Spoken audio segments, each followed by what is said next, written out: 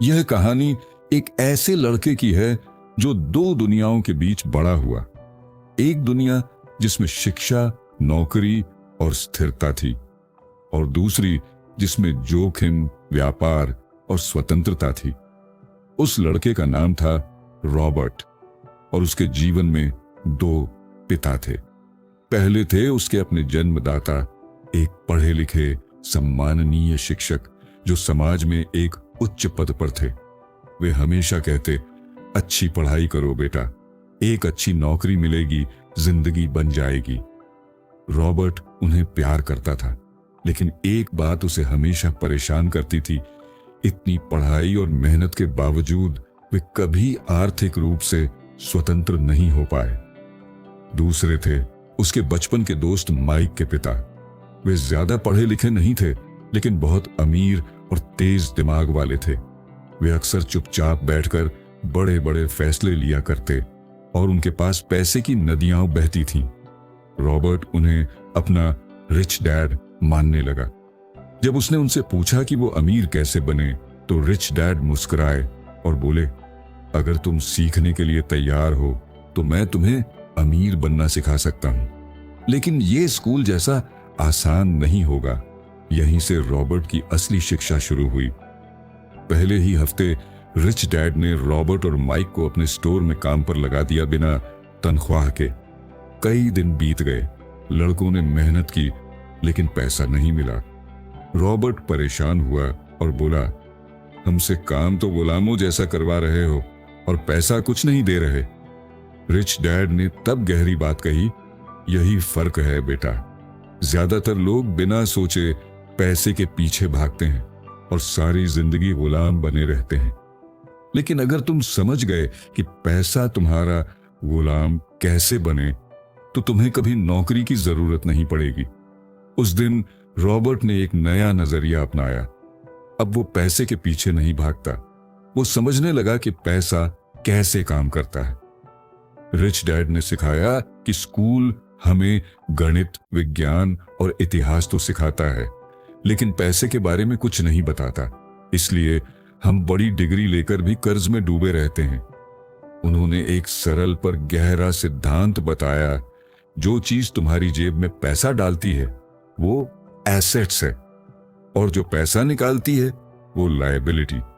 Robert ने महसूस किया कि वो अब तक जिन चीजों को संपत्ति समझता था, जैसे नया घर, कार, ब्रांडेड चीजें, वो सब उसके खर्च बढ़ा रही थी। धीरे धीरे उसने सीखना शुरू किया कि असली संपत्ति क्या होती है। किराए पर दी गई संपत्ति, शेयर बाजार में इन्वेस्टमेंट, छोटे व्यवसाय जो खुद उसके बिना चल सकें। वो हर दिन नया सीखने लगा। एक और दिन रिच डैड ने उसे बैठाकर समझाया कि अमीर लोग अपने डर और लालच से ऊपर उठ जाते हैं। वे जोखिम से डरते नहीं, बल्कि उसे अवसर की तरह देखते हैं। गरीब लोग नौकरी खोने से डरते हैं और इस डर में पूरी जिंदगी सैलरी के सहारे काट देते हैं। वहीं लालच में फंसकर वे चीजें खरीद लेते हैं जो उन्हें कर्ज में डुबा देती हैं। रिच डैड ने एक और बहुत दिलचस्प बात सिखाई, अमीर लोग टैक्स सिस्टम को समझते हैं। वे अपनी कमाई को इस तरह से ढालते हैं कि सबसे कम टैक्स देना पड़े। वे कंपनियां बनाते हैं, खर्च पहले करते हैं और टैक्स बाद में, जबकि आम लोग सैलरी पाते हैं, टैक्स देते हैं, फिर जो बचता है उससे घर चलाते हैं। यही समझ उन्हें सामान्य लोगों से अलग बनाती है। रॉबर्ट के सामने एक नई दुनिया खुल रही थी। उसने महसूस किया कि अगर उसे आगे बढ़ना है तो उसे खुद को हर क्षेत्र में एफिशिएंट बनना होगा। इसलिए उसने अलग अलग नौकरियों में काम किया, कभी सेल्स, कभी मार्केटिंग, कभी अकाउंटिंग। उसे सैलरी से ज्यादा उस सीख की परवाह थी जो उसे अमीर बना सके। उसकी सोच बदल चुकी थी।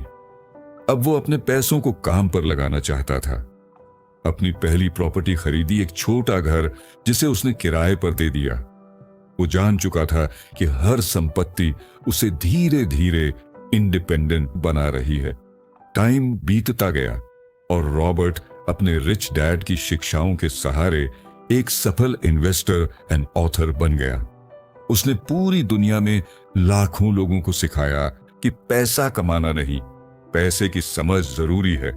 जब उसने पीछे मुड़कर देखा तो उसे एहसास हुआ कि दो पिताओं का होना कोई भ्रम नहीं, एक वरदान था।